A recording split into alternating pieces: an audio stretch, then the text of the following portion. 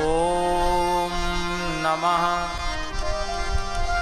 परमहंसास्वादितचरणकमलचिन्मकरन्दाय भक्तजनमानसनिवासाय श्रीरामचन्द्राय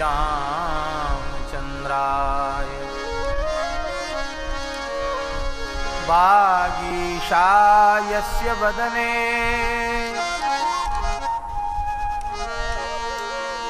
लक्ष्मीर्यस्य च वक्षसि यस्यास्ते हृदये संवित् तं नृसिंहमहं भजे। विश्वसर्गविसर्गादिनवलक्षणलक्षितम् श्रीकृष्णाख्यं परं धाम जगद्धाम नमामि तत्। प्रह्लाद नारद पराशर पुंडरीका व्यासाम्बरीश शुक शौनक भीष्मदाल्म्यान् रुक्मांगदार्जुन वसिष्ठ विभीषणादीन् पुण्यानिमान् परम भागवतान् नमामि। वाञ्छाकल्पतरुभ्यश्च कृपा सिन्धुभ्य एव च पतितानां पावनेभ्यो वैष्णवेभ्यो नमः। सीतानाथ समारम्भां श्रीरामानन्दार्य मध्यमाम् अस्मदाचार्य पर्यन्तां वन्दे गुरुपरम्पराम्। यस्यांके च विभाति भूधरसुता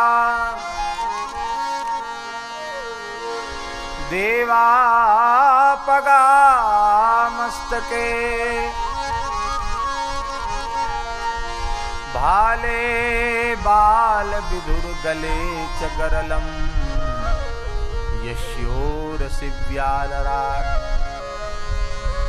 सोऽयं भूतिविभूषणः सुरवरः सर्वाधिपः सर्वदा शर्वः सर्वगतः शिवः शशिनिभः श्रीशङ्करः पातु माम्। कुन्द इन्दुदर गौरसुन्दरम् अम्बिकापतिमभीष्टसिद्धिदम् कारुणिककलकञ्जलोचनं नौमि शङ्करमनङ्गमोचनम्।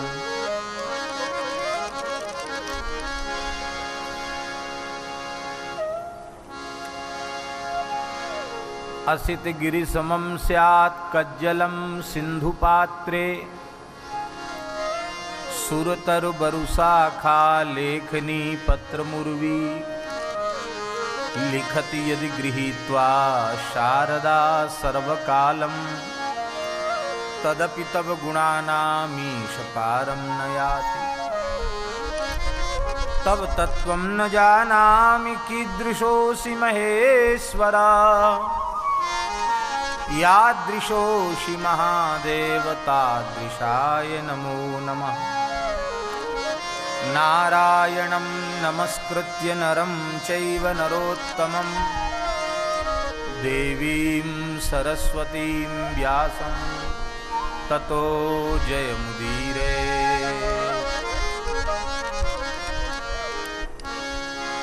लक्ष्मीनारायण गौरीशंकर जय शिव शंकर हरे हरे। लक्ष्मीनारायण गौरीशंकर जय शिव शंकर हरे हरे। लक्ष्मीनारायण गौरीशंकर शंकर हरे हरे। लक्ष्मी नारायण गौरी शंकर जय शिव शंकर हरे हरे। सीताराम राधा कृष्ण जय शिव शंकर हरे हरे। सीताराम राधा कृष्ण जय शिव शंकर हरे हरे। लक्ष्मी नारायण गौरी शंकर जय शिव शंकर हरे हरे। लक्ष्मी नारायण गौरी शंकर जय शिव शंकर हरे हरे। सीताराम राधा कृष्ण जय शिव शंकर हरे हरे। सीताराम राधा कृष्ण जय शिव शंकर हरे हरे। लक्ष्मी नारायण गौरी शंकर जय शिव शंकर हरे हरे। सीताराम राधा कृष्ण जय शिव शंकर हरे हरे। लक्ष्मी नारायण गौरी शंकर जय शिव शंकर हरे हरे। सीताराम राधा कृष्ण जय शिव शंकर हरे हरे। लक्ष्मी नारायण गौरी शंकर जय शिव शंकर हरे हरे। लक्ष्मी नारायण गौरी शंकर जय शिव शंकर हरे हरे। सीताराम राधा कृष्ण जय शिव शंकर हरे हरे। सीताराम राधा कृष्ण जय शिव शंकर हरे हरे।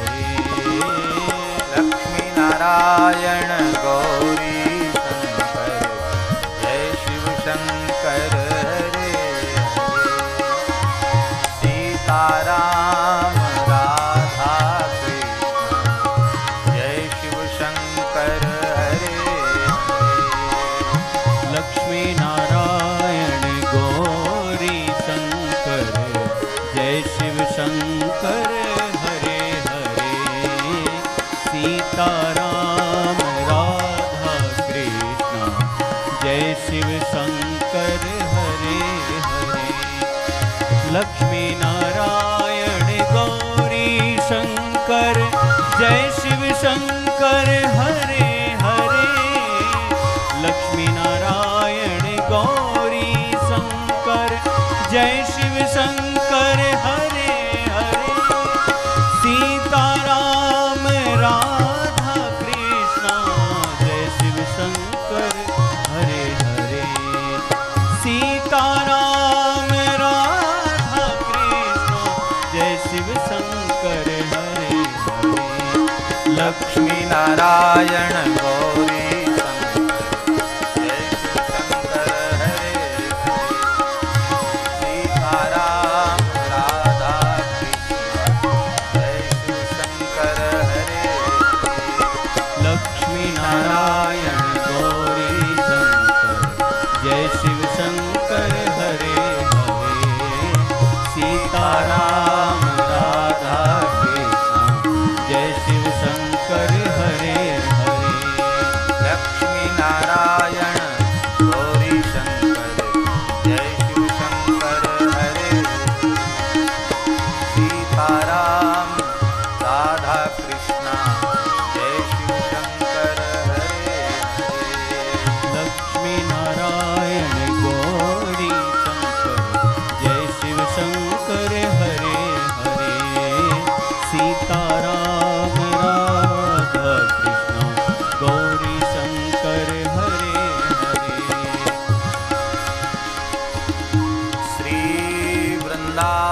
वृंदावन बिहारी लाल की जय।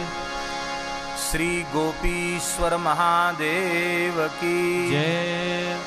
श्री यमुना महारानी की जय। श्री गिरिराज महाराज की जय। श्री गिरिराज धरण की जय। श्री सूरश्याम गोधाम की जय। श्री जड़खोर गोधाम की जय।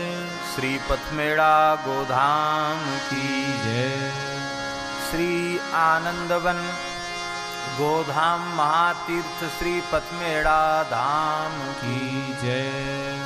श्री मनोरमा गोमाता की जय। श्री मनोरमा गोलोक महातीर्थ श्री नंदगांव की जय। श्री नंदीश्वर धाम श्री गोलासन नंदीशाला की जय। श्री रजत जयंती महामहोत्सव की जय। श्री गुरु दत्तात्रेय भगवान की जय। यज्ञेश्वरी जगज्जननी गौ माता की जय। अखिल गोवंश की जय। श्री पंच गोमाता की जय। श्री सप्त गोमाता की जय। श्री अष्ट गोमाता की जय। श्री उमा महेश्वर भगवान की जय। श्री नंदीश्वर भगवान की जय। श्री शिव महापुराण कथा महामहोत्सव की जय। श्री सद्गुरुदेव भगवान की जय।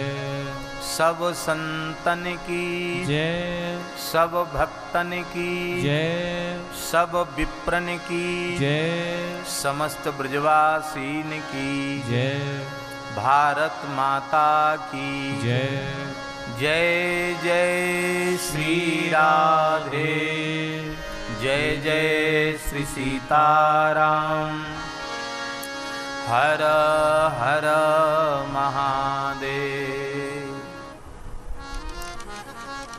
हरिशरणम भक्तवांछा कल्पतरु भक्तवत्सल शरणागत वत्सल भगवान श्री हरि की महती कृपा करुणा से भगवान सदाशिव के पवित्र नाम रूप गुणलीला प्रतिपादक महापुराण श्री शिव पुराण शिव महापुराण के माध्यम से श्री गोधाम आनंदवन महातीर्थ पथमेड़ा के इस पवित्र गोष्ठ में श्री समृद्धि माता के चरणाश्रय में एवं परम भागवत गोऋषि स्वामी श्री दत्त शरणानंद जी महाराज के पावन सानिध्य में पूज्य संतों की समुपस्थिति में और हमारे अतिशय प्रिय श्री गोवत्स बालव्यास राधा कृष्ण जी महाराज की भी समुपस्थिति में हम आप सबको शिव महापुराण के माध्यम से मानव जन्म का सर्वोत्कृष्ट फल सत्संग सुलभ हो रहा है। पूज्य श्री नांदेड़ वाले स्वामी जी विराजमान हैं, जिनके परिकर ने आज प्रातः काल ही दत्त संकीर्तन संपन्न किया। श्री रामदास जी महाराज भी विराजमान हैं। सभी संतों को हम यथा योग्य वंदन करते हैं।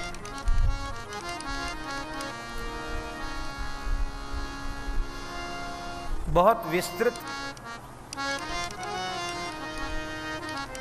प्रकरण है शिव पुराण का, 24,000 श्लोक है और इतने सुंदर सुंदर विषयों का सिद्धांतों का प्रतिपादन किया गया है कि मन में बड़ा लोभ होता है कि ये भी कह दें, ये भी कह दें, ये भी कह दें, ये भी कह दें।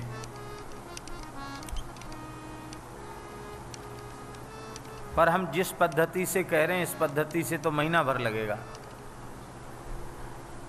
तो भगवान शिव से ही प्रार्थना करते हैं कि वे स्वयं अनुग्रह करके ऐसी सामर्थ्य दें कि इन दिनों में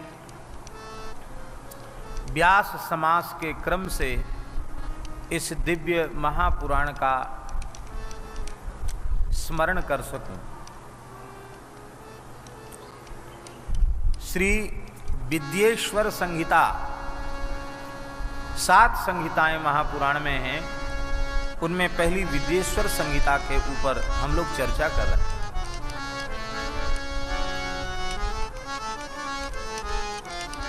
देश, काल और पात्र, इसका विचार प्रत्येक आस्तिक मनुष्य को करना चाहिए।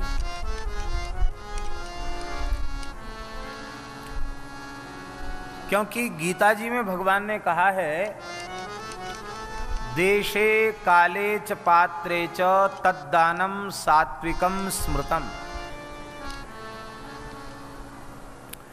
देश, काल और पात्र, इनका विचार करके जो दान किया जाता है वह सात्विक दान कहलाता है। तो यह विद्येश्वर संहिता का बड़ा अनुपम अध्याय है, 15वां अध्याय, जिसमें पूरे के पूरे अध्याय में देश, काल, पात्र और दान आदि के विचार का निरूपण है।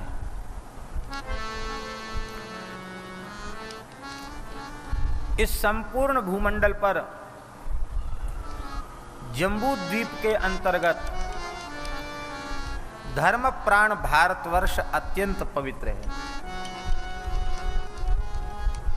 भारत देश पवित्र है। देश, काल और पात्र का विचार, ये कर्म भूमि है। देवता यहां जन्म लेने वालों का यशोगान करते हैं। गायन्ति देवा किल गीत कानी, धन्यास्तु ये भारत भूमि भागे। भारतवर्ष का कोई ऐसा प्रांत नहीं, कोई ऐसा जनपद नहीं, और बारीकी से विचार करें तो कोई ऐसा गांव नहीं जहां कोई न कोई पवित्र तीर्थ न हो।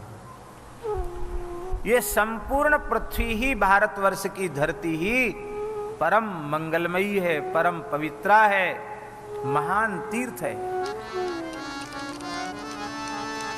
इसलिए यज्ञ, जप, तप, दान आदि के लिए भारतवर्ष की धरती को सबसे उत्कृष्ट माना गया है। बहुत ध्यान पूर्वक सुने। देवताओं को भी तपस्या करना होता है, दान करना होता है, यज्ञ करना होता है, कोई साधना करनी होती है, तो वो देवलोक में संभव नहीं है। उनको भी यहीं आकर यज्ञ करना पड़ता। ब्रह्मा जी ने पुष्कर जी में यज्ञ किया, दक्ष ने हरिद्वार कनखल में यज्ञ किया। देवताओं को भी यहीं आकर यज्ञ करना होता है, तप करना होता है। ऐसी पवित्र भूमि है। इसलिए ऐसी पवित्र भूमि पर व्यक्ति कहीं भी पवित्र स्थान को गाय के गोबर से लीप करके बैठ जाए और वहां बैठकर अपना नित्य नियम करे, उसे पुण्य मिलेगा, लाभ मिलेगा। लेकिन भगवान व्यास कह रहे हैं शिव महापुराण में कि घर के पवित्र वातावरण में, सात्विक वातावरण में, गोबर गोमूत्र से युक्त उपलिप्त भूमि में बैठकर किया जाने वाला यज्ञ, जप, तप, दान, उसका भी महान पुण्य है। लेकिन हम घर से यदि गौशाला में चले जाएं, जहां गाय बंधती है, तो हमारा पुण्य 10 गुणित हो जाता है। किसी पवित्र नदी के तीर पर चले जाएं तो और अधिक बढ़ जाता है। और बिल्व का वन हो या तुलसी का बगीचा हो या पीपल की छाया हो, पीपल का वृक्ष हो, वहां बैठकर किया गया जब तक और अधिक, उससे भी अधिक 10 गुना पुण्यप्रद हो जाता है। देवालय में उससे भी अधिक 10 गुना हो जाता है। और इस धरती की 7 नदियां, भारतवर्ष की 7 नदियां अत्यंत पवित्र हैं। कौन कौन? गंगा गोदावरी चैव कावेरी ताम्रपर्णिका सिंधुश्च सरयूरेवा सप्तगंगा प्रकीर्तिता। श्री गंगा, गोदावरी, ताम्रपर्णी, सिंधु, सरयू और नर्मदा, ये 7 नदियां भी सप्त गंगा के नाम से प्रसिद्ध हैं। ये भी अत्यंत पवित्र हैं।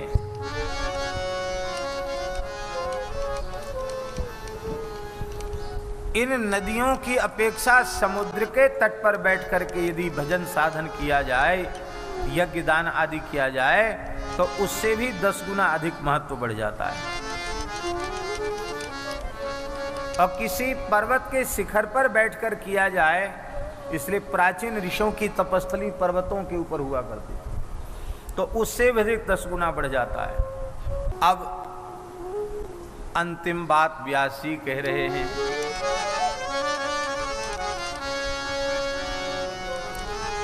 मान लो किसी व्यक्ति को ये सब सुलभ न हो तो बोले जब गंगा जी आएंगी तभी संध्या करेंगे, तभी माला फेरेंगे, और नहीं तो ठीक है तब तक छुट्टी है। बोले नहीं, सर्वस्मादधिकम ज्ञेयम यत्र वा रोचते मनः। बहुत प्यारी पंक्ति है। जहां बैठने से ही भजन में मन लग जाए, वो स्थान साधक को अपने लिए सबसे श्रेष्ठ समझना चाहिए। चाहे घर हो या वन हो, जहां बैठ कर के चित्तवृत्ति लग जाए भगवान में सहज, वो स्थान सबसे श्रेष्ठ है। सतयुग में यज्ञ, दान, जप, तप आदि जितने कर्म थे, उनका 100% फल प्राप्त होता था। क्यों? क्योंकि उस पवित्र सतयुग में सभी मनुष्यों के अंतःकरण में अत्यंत सहज और सरल श्रद्धा थी और अत्यंत दृढ़ विश्वास था। व्यक्ति को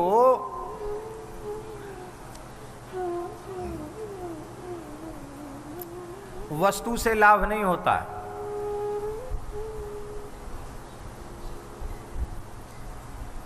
व्यक्ति से भी लाभ नहीं होता। लाभ होता है उसे अपनी श्रद्धा और अपने विश्वास के अनुरूप।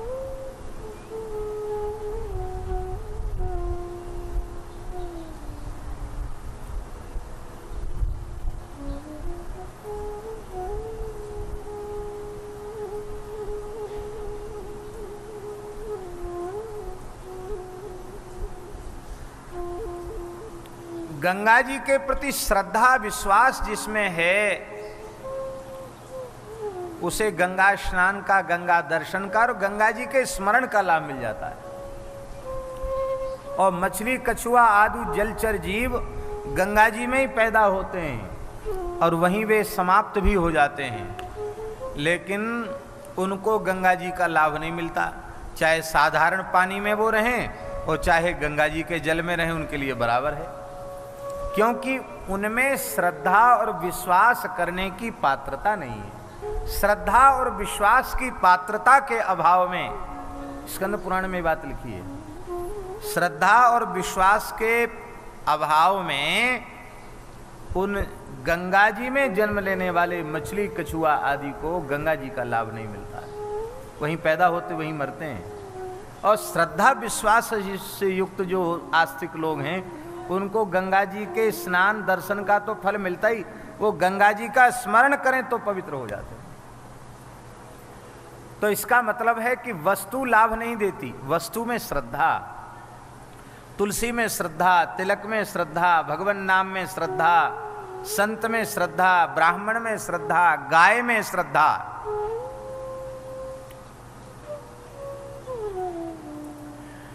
गाय का जो हिंसक है, विरोधी है, उसको गाय का लाभ नहीं मिलता। और जो आस्तिक हैं, उनके लिए गाय साक्षात भगवान की भगवान है। वो जो चाहे वो गौ माता उन्हें प्रदान कर देती है। तो न तो वस्तु से लाभ मिलेगा न व्यक्ति से लाभ मिलेगा, लाभ अपनी श्रद्धा के और अपने विश्वास के अनुसार मिलेगा। सतयुग में सबका श्रद्धा विश्वास पूरा पूरा था, दृढ़ था, इसलिए उनको पूरा लाभ मिलता था।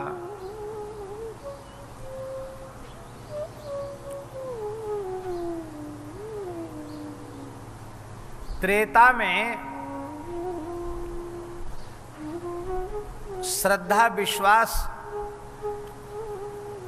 75% रह गया। सतयुग में श्रद्धा विश्वास 100% था, तो यज्ञ जप तप दान आदि का फल 100% था। त्रेता में श्रद्धा विश्वास 75% रह गया, 12 आने रह गया, तो लाभ भी 12 आने हुआ। और द्वापर युग के आने पर श्रद्धा विश्वास 50% रह गया, इसलिए लाभ भी 50% हुआ। और कलयुग के आने पर त्रेता युगे त्रिपादम कृते पूर्णम फलम गेयम यज्ञ दानादिकम तथा त्रेता युगे त्रिपादं च द्वापरेर्धम सदा स्मृतम कलौ तु पादम विज्ञेयम तत्पादोनम तदोर्धके। कलयुग में श्रद्धा विश्वास वालों को तो चौथाई लाभ मिलता है, और जिनमें श्रद्धा विश्वास ही नहीं है उनको तो न्यून से न्यून फल मिलता है। फिर लोग अश्रद्धा करते हैं कि अरे बताओ, हमने इतना पाठ किया, हमने इतना जप किया, हमने इतना यज्ञ किया, हमको कुछ नहीं हुआ, सब बेकार है, सब झूठा है। इसीलिए हमारे यहाँ शास्त्रों में लिखा है कलौ चतुर्गुणम प्रोक्तम, कलयुग में कोई भी साधन चौगुना कर देना चाहिए।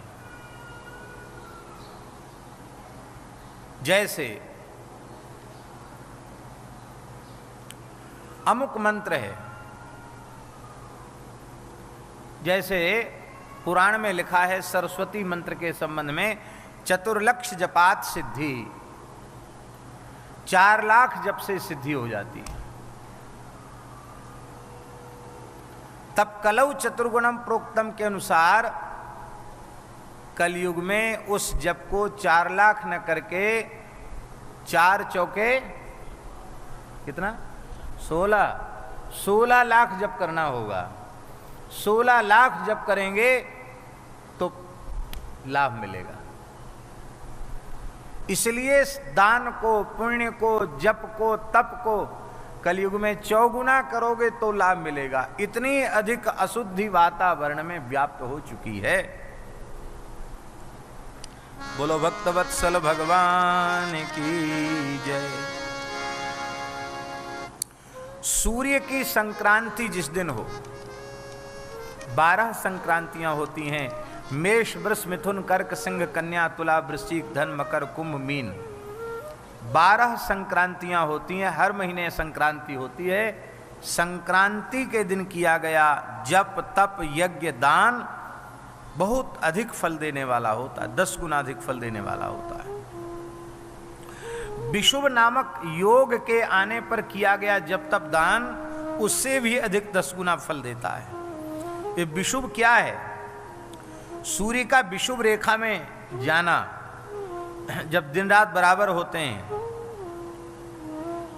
प्रायः चैत्र मास की 9वीं तिथि अथवा लगभग ऐसा विचार करें कि अंग्रेजी तिथि में मार्च महीने में 21 मार्च को अथवा आश्विन 9वीं तिथि माने अंग्रेजी तिथि से 22 सितंबर को लगभग ये समय आता है। इस तिथि में किया गया दान पुण्य बहुत अधिक फल देने वाला होता है। अब एक और बात सुन लीजिए।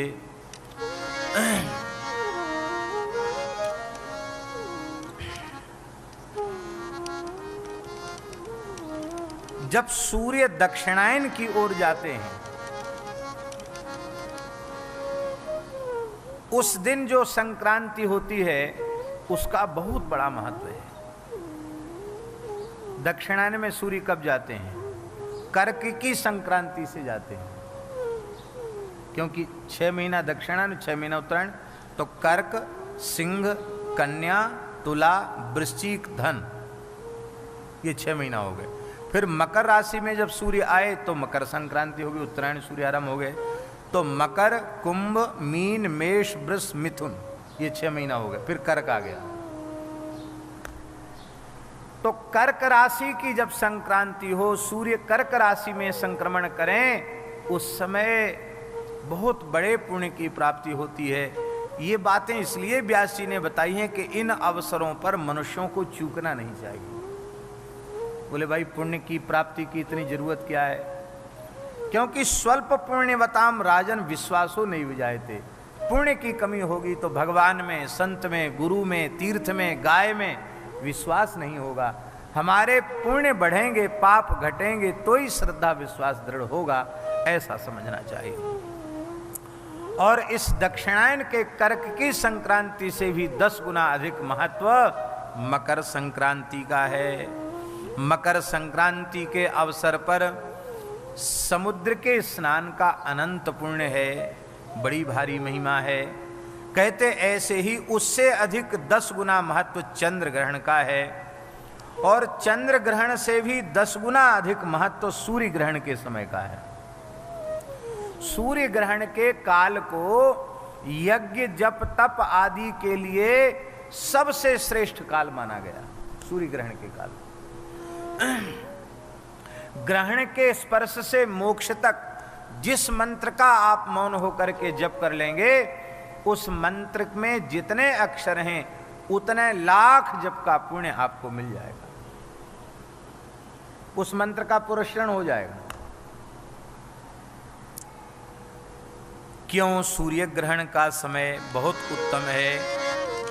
बोले ततश्च सूर्य ग्रहणे पूर्णम कालोत्तमे विदुः जगद रूपस्य सूर्यस्य विषयोगाच्च रोगदम।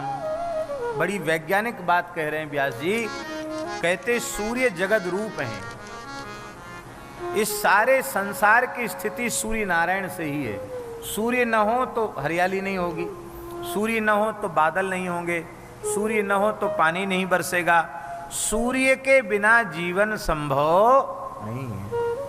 इसलिए सूर्य को विश्वात्मा कहा गया, विश्व बंधु कहा गया, जगत बंधु कहा गया। और उन सूर्य पर जब राहु का आक्रमण होता है तो राहु को रोग का स्वरूप कहा गया। तो जगद रूपी सूर्य पर राहु रूपी रोग का आक्रमण होने से उस समय सारी धरती रोग के विषाणुओं से युक्त हो जाती है। उस रोग के विषाणुओं से अपने आप को बचाने के लिए सूर्य ग्रहण के समय मौन होकर के भजन करना चाहिए। सूतक लगने के बाद खाना पीना बंद कर देना चाहिए, और ग्रहण काल में तो कुछ भी ग्रहण नहीं करना चाहिए। ग्रहण के काल का उत्तम उपयोग करना चाहिए। सर्वम गंगा समम तोयम सर्वे व्यास समाद्विजा। जितना सामान्य जल भी गंगा जल के समान हो जाता है ग्रहण काल में, और सभी ब्राह्मण भगवान व्यास के तुल्य हो जाते हैं।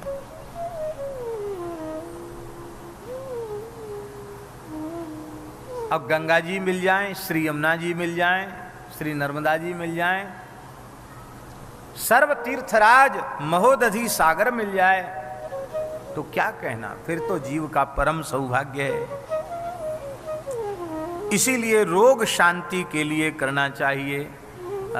ग्रहण के काल में सोना नहीं चाहिए, भोजन नहीं करना चाहिए, संतान उत्पत्ति नहीं करनी चाहिए, तेल आदि का मर्दन नहीं करना चाहिए, मलमूत्र का त्याग नहीं करना चाहिए। पहले बाहर के लोग, यूरोपीय लोग स्वीकार नहीं करते थे, अब वो भी कहने लग गए कई लोग कि हाँ नहीं नहीं ठीक है, इसमें करने से शरीर पर विपरीत प्रभाव पड़ता है। तो इस प्रकार से ये उत्तम काल की बात बताई। देश, काल और पात्र अब पात्र की बात वैसे तो बड़ा विस्तृत प्रकरण है, पर हम संक्षिप्त में बोल रहे हैं।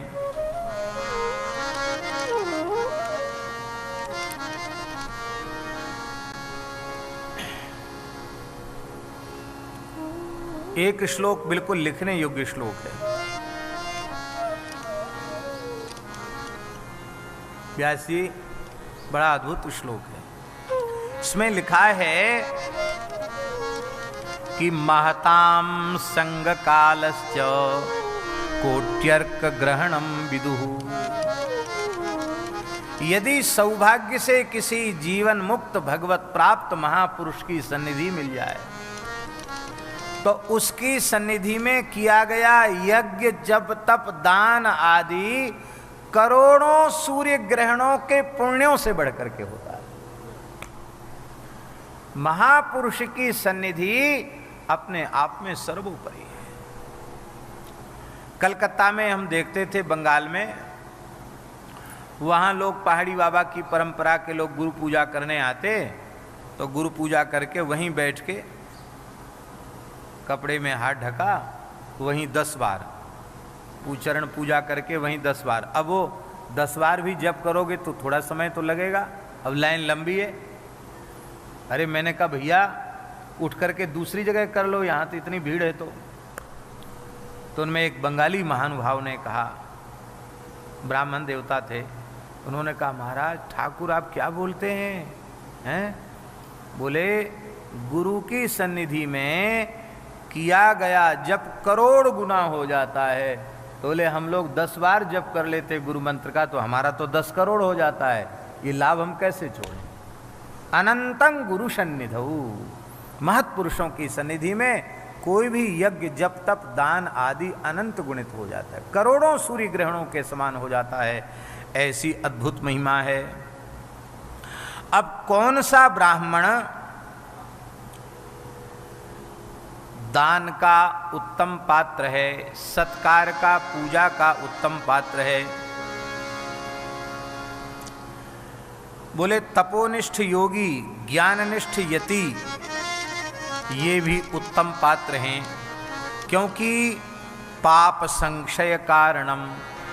तपस्वी योगी और ज्ञाननिष्ठ ज्ञानी ये दोनों ही पाप का संक्षय करने वाले हैं। ब्राह्मणों में कौन सा ब्राह्मण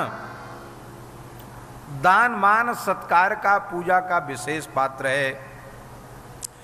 बोले 24 लक्षम वा गायत्र्या जप संयुतः ब्राह्मणस्तु भवेत् पात्रम संपूर्ण फल भोगदम। जिस ब्राह्मण ने विधि पूर्वक 24 लाख गायत्री का जप करके पुरस्करण कर लिया हो, वही ब्राह्मण दान ग्रहण करने का उत्तम पात्र है। जिसने 24 लाख जप न किया हो, उस ब्राह्मण को दान नहीं लेना चाहिए, हाथ जोड़ लेना चाहिए। अब ईमानदारी से बताओ, 24 लाख गायत्री का जप किसने किया?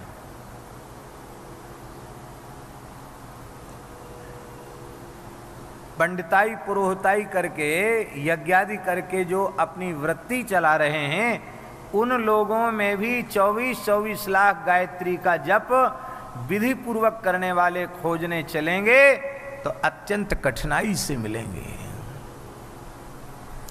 इसलिए पात्र यदि सौभाग्य से मिल जाए तो पात्र को तत्काल देना चाहिए, फिर विलंब नहीं करना चाहिए। पात्र क्यों कहते हैं इसको? पात्र नाम क्यों है? बोले पात्र इसलिए कहते हैं, पतनात्रायत इति पात्रम शास्त्रे प्रयुज्यते दातुश्च पातकात्राणात् पात्रमित्य विधीयते। 15वें अध्याय का विद्येश्वर संहिता का 15वां श्लोक है। जो पतन से हमारी रक्षा कर ले उसको पात्र कहते हैं। हमको नरकों में गिरने से जो बचा लेता है, हमको अवनति से बचा लेता है, नीचे गिरने से हमको जो बचा लेता है, उसे पात्र कहते हैं। और पापों से हमारी रक्षा जो कर लेता है उसको पात्र कहते हैं। तो 24 लक्ष गायत्री के पुरुष चरण से युक्त ब्राह्मण हमको पतन से भी बचा लेता है और हमें पापों से भी त्राण दिला देता है। इसलिए वह गायत्री का उपासक ब्राह्मण वह दान का उत्तम पात्र है। गायकम त्रायते पाता गायत्री च्युच्यते ही सा यथार्थ ही नो लोकेस्मिन् परस्यार्थम न यच्छति। कहते हैं गायत्री नाम इसका क्यों है? बोले गायकम त्रायते पाता, जो गायत्री मंत्र का जप करता है उस गायत्री मंत्र के जापक को भगवती गायत्री पतन से बचा लेती हैं, रक्षा कर लेती हैं, इसलिए उनको गायत्री कहते हैं।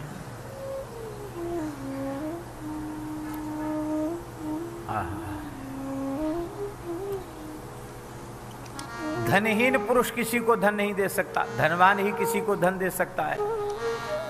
ऐसे ही कोई समर्थ व्यक्ति ही हमारी पतन से रक्षा कर सकता है।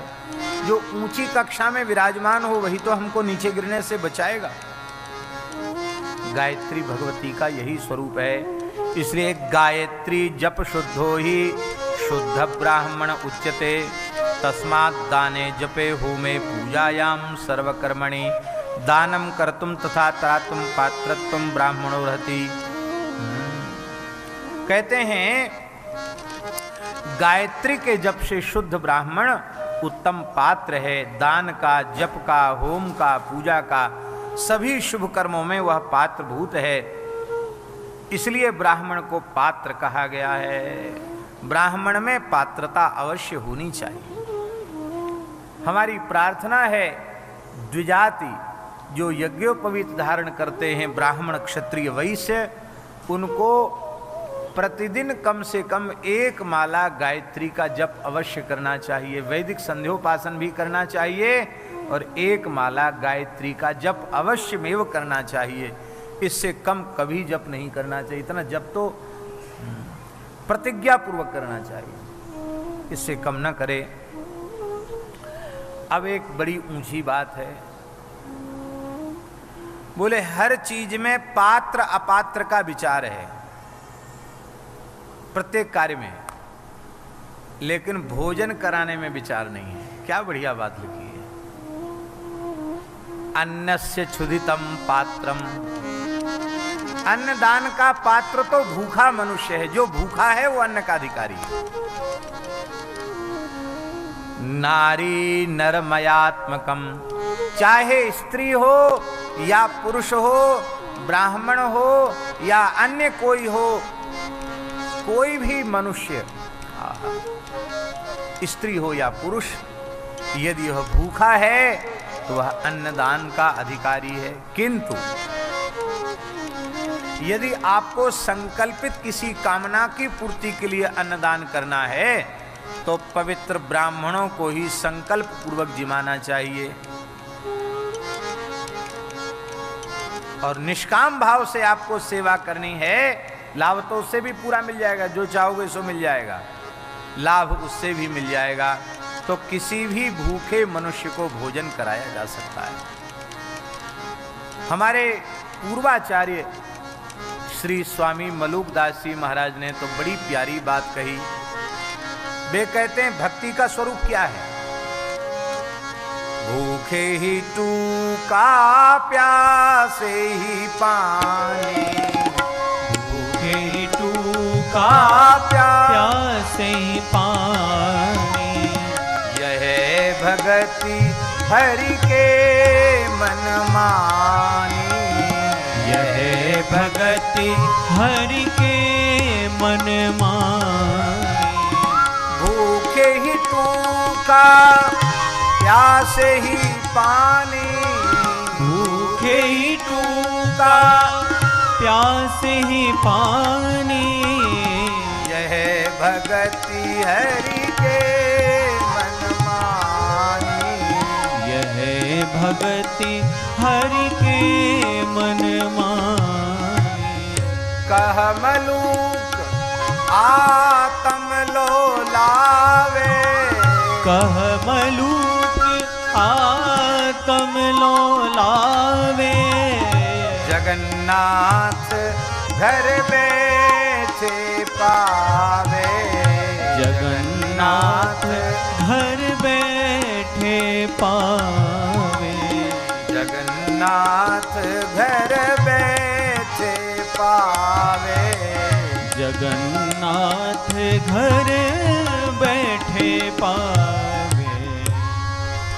तीन लोक में सार है, मलुकदास जी कहते हैं, तीन लोक में सार है, टुकड़ा अरु पानी, कह मलूक ते तर गए, जिन यह मति ठानी।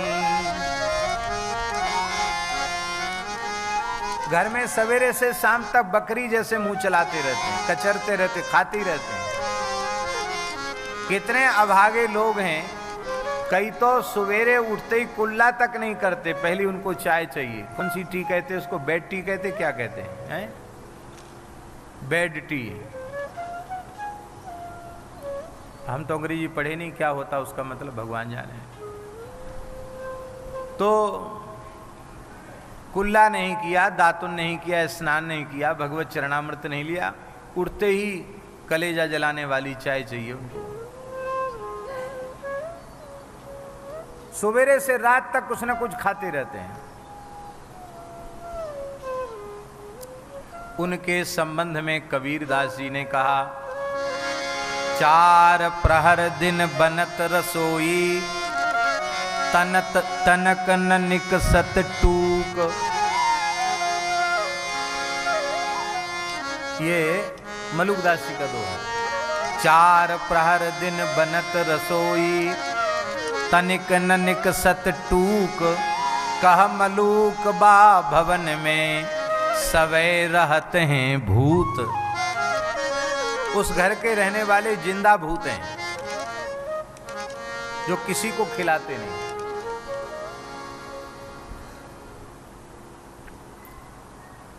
श्री कबीरदास जी कह रहे हैं, यही घर साधु न सेइये, हरि की सेवा नाही।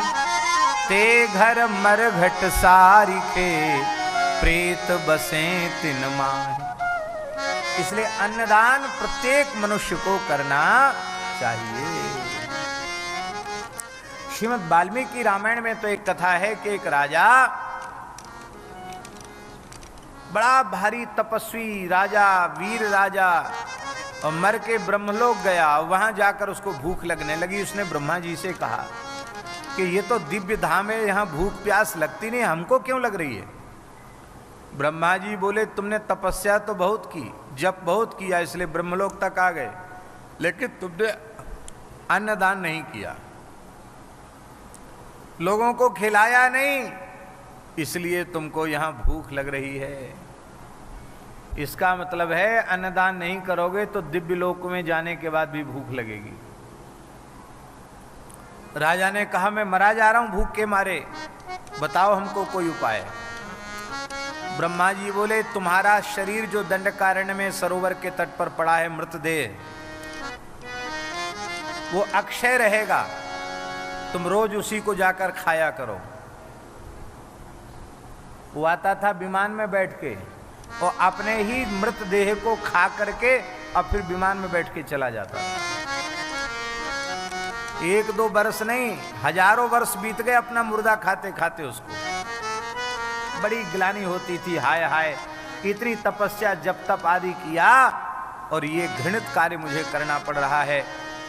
अंत में अगस्त्य जी महाराज का दर्शन उसे हुआ और अगस्त्य जी को उसने जब दान किया तब उसका वो देह समाप्त हुआ और उसको पुनः ब्रह्मलोक का अधिकार प्राप्त हुआ।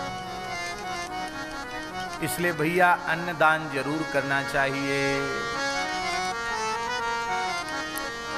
हमारे यहाँ स्वामी जी विरक्त संतों में भिक्षा मांग के लाए, रोटी मांग के लाए और रोटी नहीं मिली। गृहस्थ के द्वार पर गए, उसने रोटी नहीं दिया, गरीब है बेचारा, उसने बाजरे की रोटी का एक टुकड़ा दे दिया और कहीं कुछ मिला नहीं, एक ही टुकड़ा साधु को मिला है। और वो टुकड़ा लेकर के साधु आया है, तो उस टुकड़े में से भी किसी को दे करके खाने की इच्छा रखनी चाहिए। हमारे पूज्य पहाड़ी बाबा महाराज गुरुदेव कहा करते थे, पुराने फकीरों की, संतों की कहावत है, आसन फरक्कत टुकड़ा सरक्कत। आसन फरक्कत टुकड़ा सरक्कत। साधुओं को अपना आसन फरक्कत रखना चाहिए, एकदम पवित्र रखना चाहिए। न कभी किसी के आसन पर बैठे और न किसी को आसन पर बिठावे।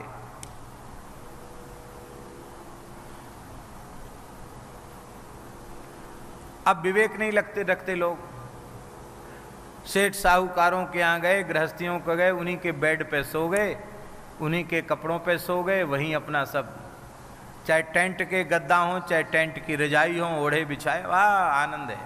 कहो हमारी चित्त शुद्धि नहीं हो, तो कहाँ से होगी भले आदमी चित्त शुद्धि।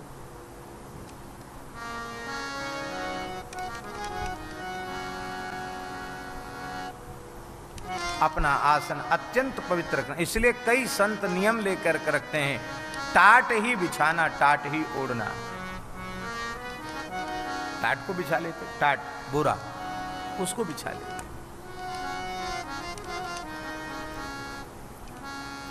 साधुओं का बिस्तर नहीं होता, साधुओं का क्या होता? आसन। और संसारी लोगों का बिस्तर होता है। एक बूढ़े महात्मा ने बताया हमको, बोले विषयों से तर होने से उसका नाम बिस्तर है, और आसन माने वहाँ सोना नहीं, वहाँ तो बैठ के भजन करना है। साधु का तो विश्राम का आसन भी आसन है, क्योंकि वहाँ बैठकर वह भजन करता है, अत्यंत पवित्र रखता है आसन। पर आसन फरक्कत का ये अर्थ मत लगा लेना कि अपने पूज्य संत गुरुजन आ जाएं तो अपने आसन पर बैठे रहो, बोले आसन फरक्कत तुम खड़े रहो, ऐसा नहीं। उनके लिए तो उठ कर के अपना आसन दे देना चाहिए, स्वयं नीचे बैठ जाना चाहिए, वहाँ ये मर्यादा रखनी चाहिए।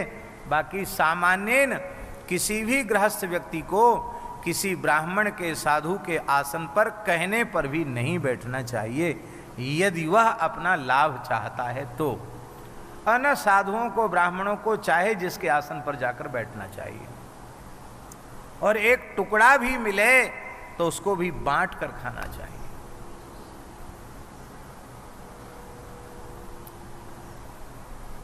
बोलो भक्तवत्सल भगवान की जय।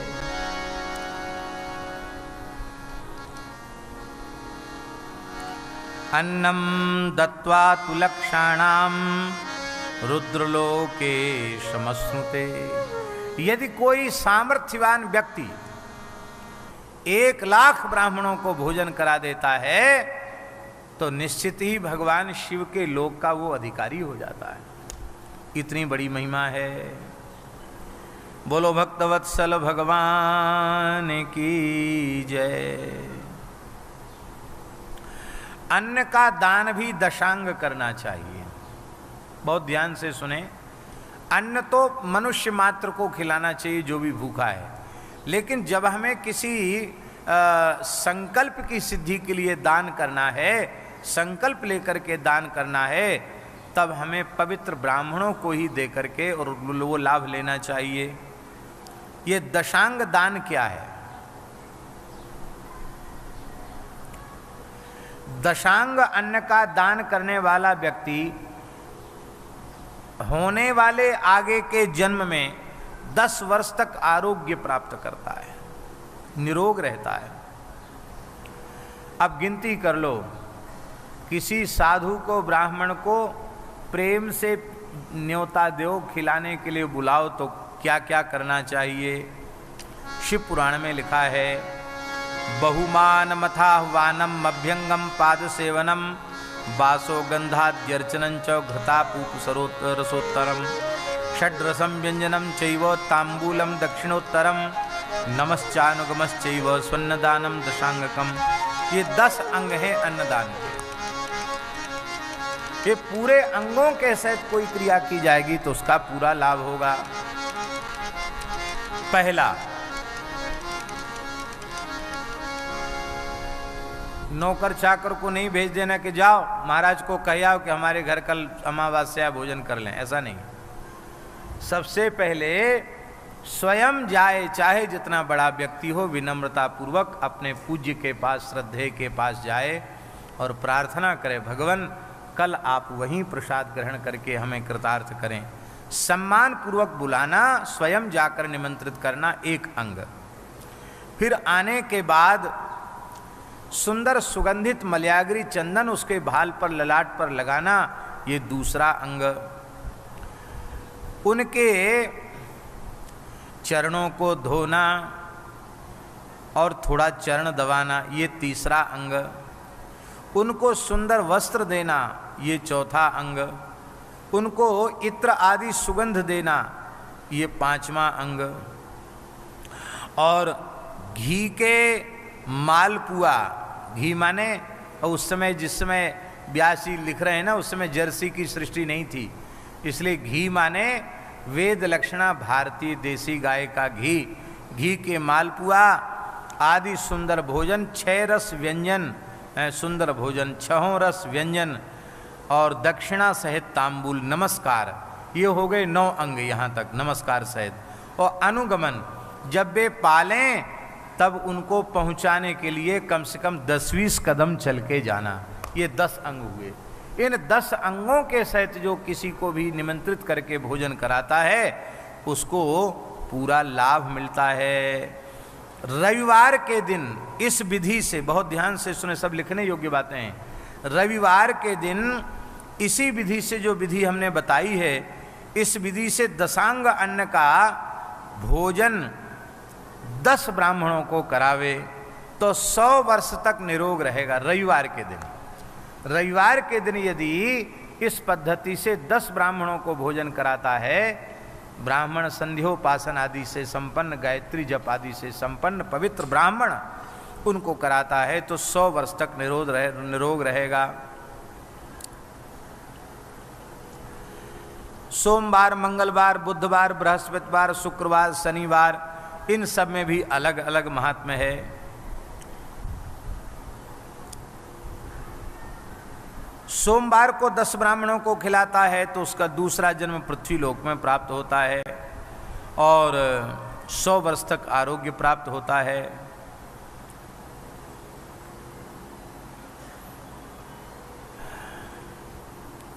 फिर संख्या जितनी बढ़ाते चले जाओ, 10 को 100 कर दो, 100 को 1000 कर दो, लाख कर दो, पुण्य उतना बढ़ता चला जाएगा। अब अलग अलग कामना से अलग अलग भोजन कराना। विद्या की कामना से छोटे बटुक विप्र बालकों को दशांग अन्न का दान करना, पुत्र की कामना से जवान ब्राह्मणों को भोजन कराना, इसी पद्धति से 10 ब्राह्मणों को भोजन कराना, और ज्ञान प्राप्ति की इच्छा से वृद्ध ब्राह्मणों को इसी पद्धति से बुला करके भोजन कराना, और बुद्धि की कामना से बालिकाओं को, ब्राह्मणों की 10 बालिकाएं जिनकी आयु 5 वर्ष से लेकर 8 वर्ष के भीतर की हो, ऐसी कन्याओं को, 10 कन्याओं को पवाना, अन्न का दान करना। इससे सरस्वती की कृपा प्राप्त होती, बुद्धि प्राप्त हो जाती है। और सुखभोग की कामना हो तो युवती स्त्रियों को, 10 ब्राह्मणियों को भोजन कराना चाहिए। और आत्मज्ञान की इच्छा हो तो पार्वती की बुद्धि से जो बड़ी बूढ़ी 10 ब्राह्मणी हैं उनको न्योता दे करके इसी पद्धति से खिलाना चाहिए। इस तरह से ये सब कहा गया। ब्राह्मण के लिए उत्तम है सिलोंच वृत्ति से दान करना, यही उसके लिए अत्यंत उत्तम है। बोलो भक्तवत्सल भगवान की जय। 12 वस्तुएं दान के लिए बड़ी पवित्र हैं। गौ, भूमि, तिल, स्वर्ण, घी, वस्त्र, धान्य, गुड़, चांदी, नमक, कुम्हड़ा और कन्या, ये 12 चीजें दान के लिए सबसे उत्तम कही गई हैं। जो गोदान करता है उसको अनेक पुण्य अपने आप प्राप्त हो जाते हैं। कैसे? बोले वो गाय जो गोबर गोमूत्र करती है और वो खेत में, ब्राह्मण के खेत में गिरता है, तो इससे उस भूमि में स्थित, अन्न में स्थित पापों का नाश हो जाता है। गोमूत्र करती है तो उससे जल में, तेल आदि पदार्थों में रहने वाले पापों का नाश हो जाता है। गाय के दूध, दही और घी से कायिक, वाचिक और मानसिक 3 प्रकार के पाप नष्ट हो जाते हैं। गाय के दूध से कायिक, गाय के दही से वाचिक और गाय के घी से मानसिक पाप भी नष्ट हो जाते हैं। ये शिव पुराण में लिखा है, धन धान्याद्याश्रितानां दुरितानां निवारणम, जलस्नेहाद्याश्रितानां दुरितानां तु गोचलैः, कायिकादित्रयाणां तु क्षीरदध्याज्यकैस्तथा तथा तेषां च पुष्टिश्च विज्ञेया हि विपश्चिता।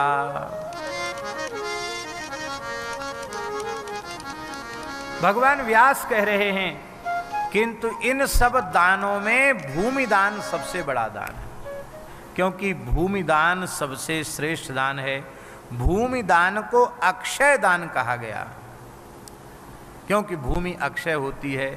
क्यों? अन्नदान सबसे श्रेष्ठ है ना, और भूमि से अन्न उत्पन्न होता है, इसलिए वो भूमि दान करने वाले को अनंत काल तक अन्न दान का पुण्य प्राप्त हो जाता है। उत्तम कृषि योग्य भूमि दान करना चाहिए। बोलो भक्तवत्सल भगवान की जय। जय जय श्री राधे।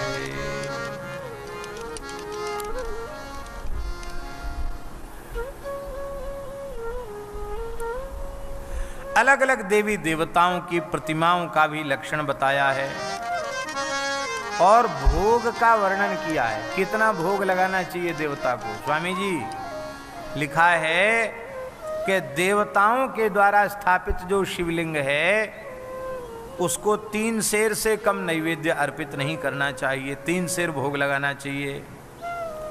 और जो स्वयंभू शिवलिंग है, कई शिवलिंग धरती से ही अपने आप प्रकट हो जाते हैं, स्वयंभू शिवलिंगों को 5 सेर भोग लगाना चाहिए, उससे कम भोग नहीं लगाना चाहिए, तभी पूर्ण फल की प्राप्ति होती है।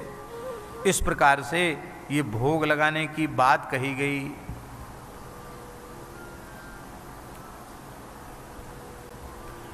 भगवान को देवता का अभिषेक करने से आत्मशुद्धि होती है, चंदन अर्पित करने से पुण्य की प्राप्ति होती है, नैवेद्य अर्पित करने से आयु बढ़ती और तृप्ति होती है, और सुंदर गुग्गुल की धूप भगवान के सामने, भगवान श्री राम कृष्ण नारायण शिव दुर्गा आदि के सामने धूप गुग्गुल की अर्पित करो तो उससे धन की प्राप्ति होती है।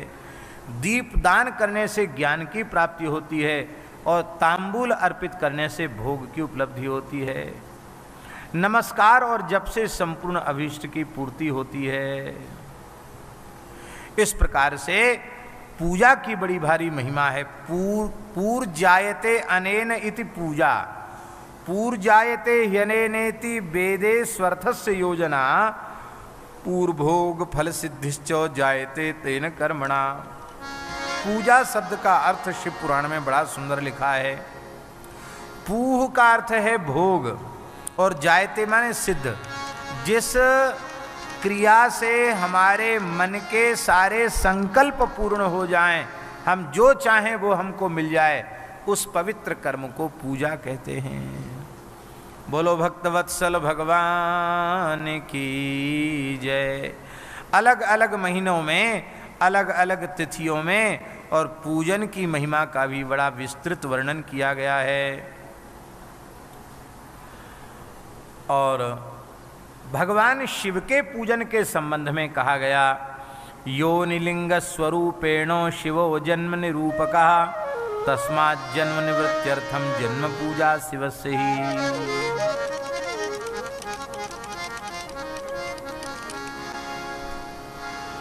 जन्म मृत्यु के चक्र से कोई व्यक्ति छूटना चाहता है। जन्म मृत्यु के चक्र से छूटने के लिए श्रद्धा पूर्वक और विधि पूर्वक शिवलिंग की नित्य पूजा करनी चाहिए। नित्य प्रति शिवलिंग का पूजन करने वाला जन्म मृत्यु के चक्र से छूट जाता है। जलहरी साक्षात भगवती जगदम्बा पार्वती का स्वरूप है। और पिंड साक्षात भगवान शिव का स्वरूप है। ये जगत के माता पिता हैं। महाकवि कालिदास ने भी कहा है, वागर्था विव संप्रक्तौ वागर्थ प्रतिपत्तये जगतः पितरौ वंदे पार्वती परमेश्वरौ। जगत के माता पिता हैं पार्वती परमेश्वर, हम उनको प्रणाम करते हैं। शिवलिंग की किस भाव से पूजा करनी चाहिए स्वामी जी? मात पितृमातृस्वरूपेण शिवलिंगम प्रपूजयेत भर्गः पुरुष रूपो ही भर्गा प्रकृति रुच्यते। ये भगवान शिव और भगवती जगदम्बा पार्वती जगत के माता पिता हैं, इस भाव से इनका पूजन करना चाहिए।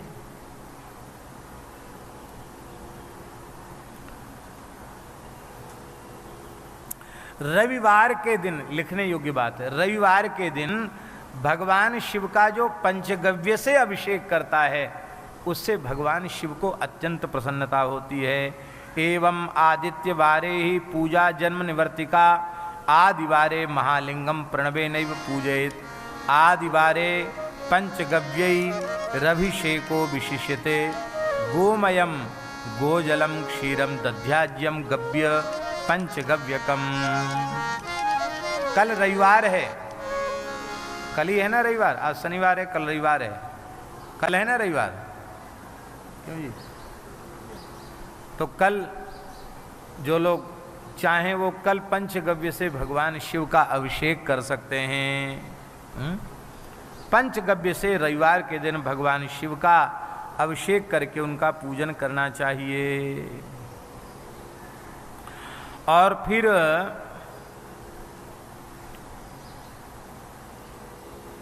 पंचामृत भी निवेदित करना चाहिए। दूध, दही, घी, शहद, मधु, ये सब, शहद, शर्करा, ये सब मिलाकर पंचामृत से भी स्नान कराना चाहिए। बोलो भक्तवत्सल भगवान की जय। शिवस्य भक्त्या पूजा ही जन्म मुक्ति करी नृणाम रुद्राक्ष धारणात् पादमर्धम वै भूति धारणात् त्रिपादम मंत्र जाप्याच पूजया पूर्ण भक्तिमान शिवलिंगंच भक्तंच पूज्य मोक्षं नभेन्नरः। श्रद्धा पूर्वक की गई शिव पूजा पुनर्जन्म से छुटकारा दिला देती है। अब देखो, पूजा के 4 अंग हैं, चारों पूर्ण होंगे तभी पूरा लाभ मिलेगा। रुद्राक्ष के धारण से एक अंग पूरा हो जाता है, इसलिए शिव हमेशा कोई रुद्राक्ष न पहने तो शिवलिंग का पूजन करते इसमें रुद्राक्ष अवश्य धारण कर लेना चाहिए, क्योंकि वह उपासना का एक अंग है। भस्म को मस्तक पर लगाने से दूसरा अंग पूरा हो जाता है, फिर मंत्र के जप से तीसरा अंग पूरा हो जाता है, और फिर पूजा करने से चौथा अंग पूरा हो जाता है। अब लोग न तो भस्म लगाएंगे, न जप करेंगे, और न ही रुद्राक्ष धारण करेंगे, खाली शंकर जी की पूजा करेंगे, तो उनको चौथाई फल ही मिलेगा।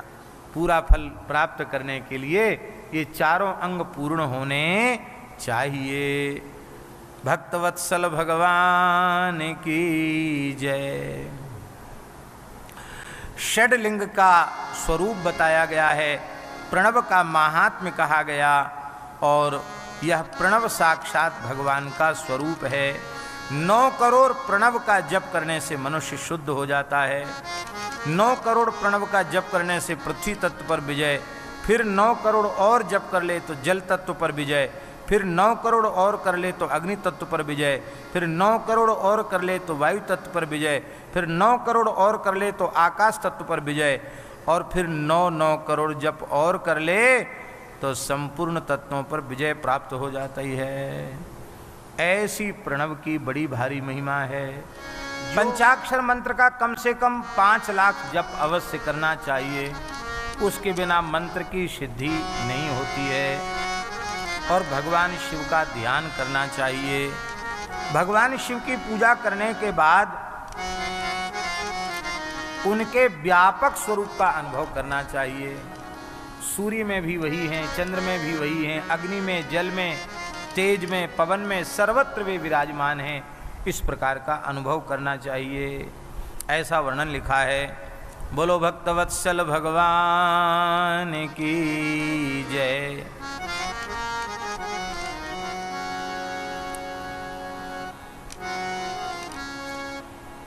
जप अपने मन से नहीं करना चाहिए। गुरु उपदेशाज्जाप्यं वै ब्राह्मणानां नमोन्तकं पंचाक्षरं पंचलक्षम आयुष्यम प्रजपेद विधि। गुरु उपदेश प्राप्त करके श्री गुरुदेव जिस मंत्र के जप की आज्ञा दे दें, उसी मंत्र का जप श्रद्धा पूर्वक करना चाहिए। और गुरु से उपदेश प्राप्त करके पंचलक्ष्य जप करना चाहिए, पंचाक्षर का।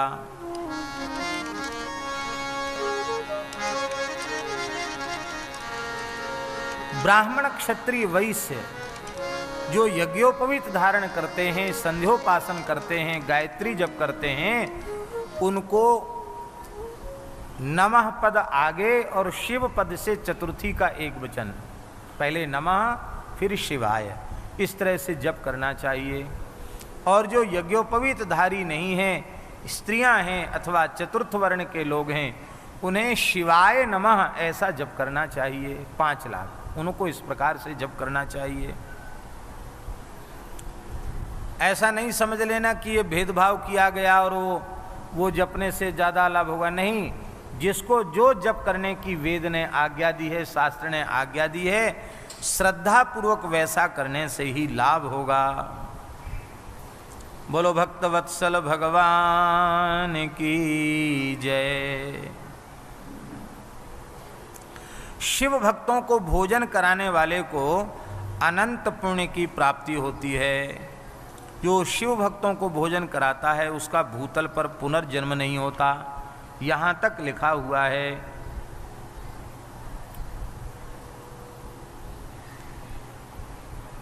ऋषियों ने पूछा कि भगवान, आपने कहा कि गुरु उपदेश से ही जप करना चाहिए, तो गुरु शब्द का अर्थ क्या होता है?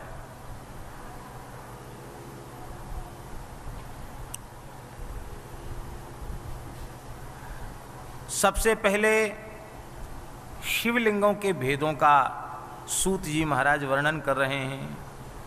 सबसे प्रथम स्वयंभू लिंग है, जो धरती फोड़कर स्वयं ही धरती से प्रकट हुआ, उत्पन्न हुआ है। दूसरा विंदु लिंग है, तीसरा प्रतिष्ठित लिंग है, चौथा चर लिंग है और पांचवा गुरु लिंग है। गुरुदेव को भी शिव स्वरूप मान करके ही पूजा करना चाहिए। शंकर जी की संपूर्ण पूजा सद्गुरुदेव में की जा सकती, उनको गुरुलिंग कहा गया। इसलिए गोस्वामी तुलसीदास जी ने कहा, वंदे बोधमयम नित्यम गुरुम शंकर रूपिणम यमाश्रितो हि वक्रोपि चंद्र सर्वत्र वंद्यते।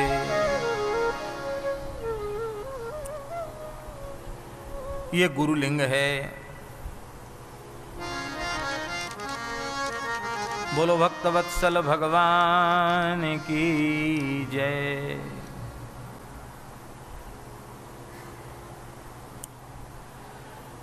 अब बिंदुलिंग क्या है? बड़ी ऊंची बात है।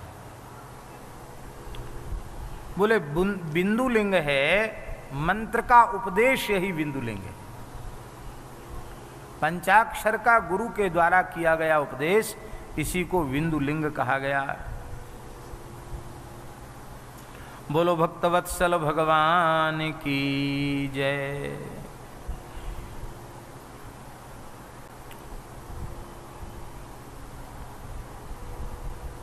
वृक्ष आदि से उत्पन्न लिंग पौरुष लिंग है, प्रकृति लिंग है, प्राकृत लिंग है, धान्य लिंग भी होता है। धान्य से, अन्न से ही शिवलिंग का निर्माण कर देना, उसको धान्य लिंग कहा गया है। ये सब अलग अलग कामनाओं की सिद्धि को पूर्ण करने वाले हैं। इन लिंगों में रसलिंग सर्वोपरि है। रसलिंग माने होता है पारद, उसको रस कहा गया, पारे को रस कहा गया, पारे से निर्मित शिवलिंग को रसलिंग कहा गया। रसलिंगम ब्राह्मणानाम सर्वाभीष्टप्रदम भवेत्, बाणलिंगम क्षत्रियाणाम महाराज्यप्रदम शुभम, स्वर्णलिंगम तु वैश्यानाम महाधनपतित्वदम, शिलालिंगम तु शूद्राणाम महाशुद्धिकरम शुभम। ब्राह्मणों के लिए रसलिंग की पूजा विशेष उत्तम मानी गई, पारद के शिवलिंग की पूजा। क्षत्रियों के लिए वाणलिंग माने नर्मदा जी से प्रकट जो शिवलिंग है उनको वाणलिंग कहते हैं। वर्तमान समय में नर्मदा जी के से प्रकट जो शिवलिंग हैं उनको नर्मदा जी से शिला ले आते हैं और उसको मशीन पर खराद करके घिस करके उसको पिंडी का आकार देते हैं। शास्त्र की दृष्टि से वह बहुत उत्तम पक्ष नहीं है, अनुचित है, क्योंकि शालिग्राम और नर्मदेश्वर इनमें प्रतिष्ठा नहीं है। ये स्वयं व्यक्त भगवान हरिहर का स्वरूप हैं, इसलिए इनको घिसना, इनको छीलना, इनको घर्षण करना वो एक प्रकार से अपराध ही है। तो सर्वोत्तम पक्ष ये है कि प्राकृतिक रूप से नर्मदा जी से जो शिवलिंग मिल जाए उसी को उसी स्वरूप में पूजा करनी चाहिए। दुर्भाग्य की बात है, धावड़ी कुंड जहाँ से प्राकृतिक शिवलिंग वाणलिंग मिलते थे, वो कुंड अब बांध के कारण हजारों मीटर पानी में चला गया, अब तो उसका दर्शन ही नहीं होता है। वहाँ से एक तीर्थ विलुप्त हो गया, वहाँ से जल के घर्षण से अपने आप शिवलिंगों का निर्माण हो जाता था। और आज भी शिवलिंग अधिकारी लोगों को भगवत कृपा से प्राप्त हो जाते हैं। वैश्यों को चाहिए कि अपने घर में शुद्ध सोने के शिवलिंग का, वैश्य माने व्यापार करने वाले लोग, उनको चाहिए कि स्वर्ण निर्मित शिवलिंग को विराजमान करके पूजा करें तो महाधन पतित्वदम। पर एक सावधानी रखनी चाहिए, लोग चतुर बहुत होते हैं, पोला शिवलिंग बना देते हैं। शिवलिंग तो बड़ा होगा लेकिन भीतर से खोखला होगा। ये पोली मूर्ति बनाना और वह निषिद्ध है और उसका पूजन करना भी निषिद्ध है। इसलिए स्वर्ण के शिवलिंग हो तो वो ठोस होने चाहिए। शिलालिंगं तु शूद्राणाम महाशुद्धिकरम शुभम। परम श्रद्धेय स्वामी करपात्री जी को गोरक्षा के लिए यज्ञ करना था, अयाचित वृत्ति थी उनकी, बड़े विशाल यज्ञ किए गोरक्षा के लिए उन्होंने, बड़ी शास्त्रीय विधि से किए। तो हमने सुना है प्रामाणिक लोगों से कि किसी अत्यंत निकट के सेवक ने कुछ सेवा की प्रार्थना की तो उन्होंने स्वर्णलिंग बनवा करके उसकी प्रतिष्ठा करी। क्यों? बोले भाई किसी से मांगना तो ठीक नहीं, यज्ञ करना है, गाय की सेवा के लिए कुछ करना, गोरक्षा आंदोलन में भी आवश्यकता तो पड़ेगी। तो बोले स्वर्णलिंग वो महाधनप्रद हैं, इसलिए मांगो तो भाई भोले बाबा से ही मांगो और दुनिया के सामने क्या मांगना। तो स्वर्णलिंग से महान संपत्ति प्राप्त होती है, ऐसा लिखा है। और शिला से निर्मित शिवलिंग, रसलिंग ब्राह्मण और रसलिंग ब्राह्मणों के लिए, बाणलिंग क्षत्रियों के लिए, वैश्यों के लिए स्वर्णलिंग और शिलालिंग चतुर्थ वर्ण के लोगों के लिए महान शुभ कहा गया है। और एक दूसरी बात कह रहे हैं कि स्फटिक से निर्मित शिवलिंग अथवा बाणलिंग सब लोग उसकी पूजा कर सकते, माने ब्राह्मण हो, क्षत्रिय हो, वैश्य हो, सभी उनकी पूजा कर सकते हैं।